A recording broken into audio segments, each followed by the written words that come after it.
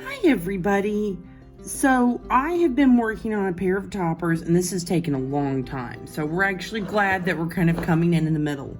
What we did is I bought these silicone molds that kind of make this detail pattern that looks like a sweater, like a sweater design. So I'm also an avid crafter and I've actually made, obviously an avid crafter, but I'm an avid knitter. I've been knitting since I was 15 and I've actually made sweaters.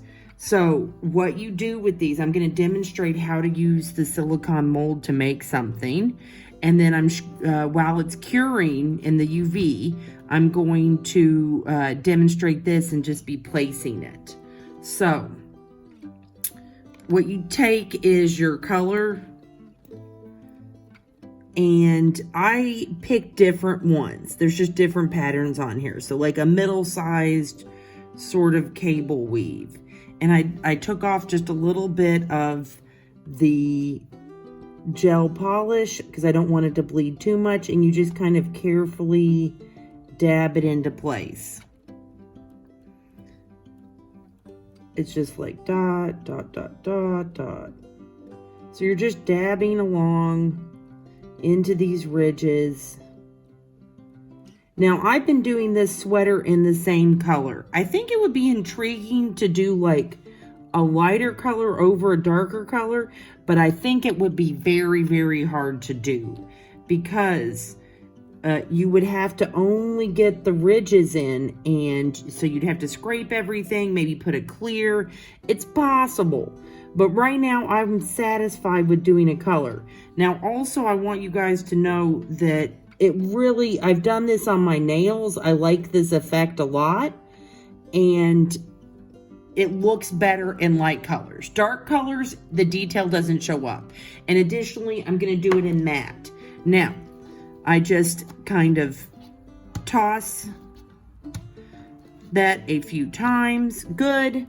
And then I just stick that, and because it's so thick, I put it in my UV lamp like 4 times. Like, so while we're doing this, I'm just going to keep putting in the UV lamp. Now, I tried to cut this with my X-Acto knife, and it just didn't work.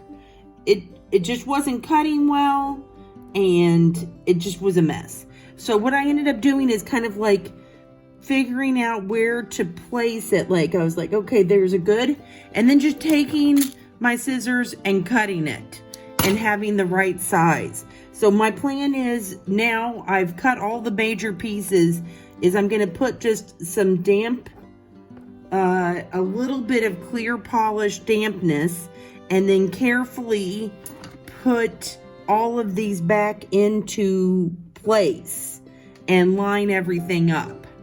Okay, so the whole process is I'm going to be basically, and I'm sorry, everything's really messy because my supplies just keep doubling on me. Everything is so cheap here, so I keep buying new stuff.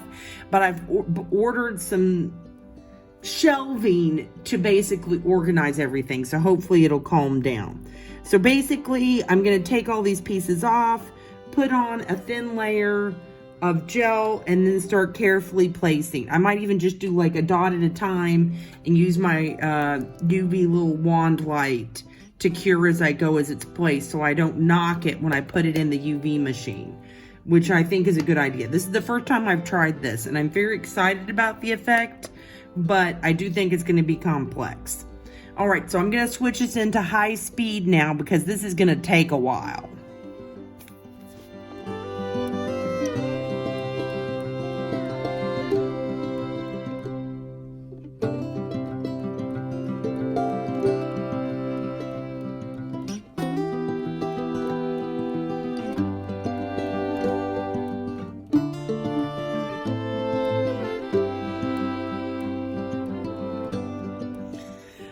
Okay, everybody, so you saw me on high speed. I did end up using my UV light, and I kind of switched techniques about halfway through and started building from the middle out, and that's because I've been watching the makeup challenge show Glow Up, and whenever they're doing symmetrical lips, they're always like, you need to start in the middle and build out. And I'm like, oh yeah, I should probably do that. So, as you can see, I literally just peeled this up after I had sent it through my UV, and that's what I cut. So it comes out, it's real nice. Sometimes it's a little tacky, so I noticed that sometimes it was sticking. Originally, that was my plan, was to have it stick and not have to do the clear. But some of them stuck better than others, so I don't know about that. These are my leftover pieces. Now, I've sent it through and cured it while we were messing around with everything. And I think everything's on there good, yes. So now what I wanted to do was basically kind of file it, because the file, I need my organizers so badly. My area, it just wasn't working well to use the X-Acto knife. So basically I'm going to file all these edges, and then I'm going to do this matte finish on it. So I wanted to just, cut in and show everybody. That one went more the way I thought it would. This one seems a bit harder.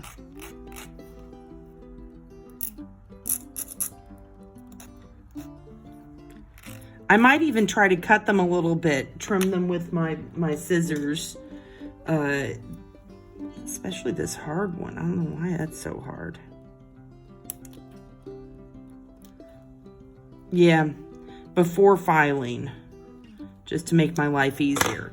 Okay, so we're going to put everything back on high speed, and I'm just going to file everything and then put the matte, and I'll show you the finished product. Okay, everyone, this is going to be a part of a series that I've been thinking about doing, which is Oops-a-Daisies. So I was fully intending to make it, as I said, but when I put this shiny one on, it was supposed to be matte. And I don't know why it wasn't matte. I was pretty sure it was. I'm going to have to go back through and translate, because my stuff, I buy it in China. So everything's always, in Chinese. So I have to keep track of what things are. And I could have sworn that this was matte, but it was not. So then I decided that it was going to have to be an experimental topper. So I was experimenting with this, which is flocking. Now, I decided I don't really like the flocking over the mold, because it just wasn't coming through. It just wasn't giving me the warm, fuzzy sweater vibes that I really was wanting. So I experimented a little bit more with it. Now, I do think that I'm definitely going to use the flocking, because I need to make myself a Grinch Halloween topper with some flocking. I need it for sure. But overall, this did not come out the way I wanted, and it happens. I've experimented with it. I definitely need to go back through and translate things, maybe bring some sticky labels from work, because I could have sworn that that was my matte, and it wasn't. So I don't know which one is. I'm gonna have to go check. Then the other thing is, the next time I do another nail foil transfer, I'm gonna start recording them, because every once in a while one of them goes bad. And I thought you guys would be very interested in a video of how I fix the nail foil when it goes wrong. Like when it goes wrong, how to fix it. For this one, there's no help for it. It just became an experimental. And that happens. Sometimes I break something or mess something up, and I'm like, that's just now an experimental topper to play with. And yeah. So, but you guys can benefit from this and know that this was just a lot of time. So I'm a little sad about that, but I'll just have to do it all over again. Such is life.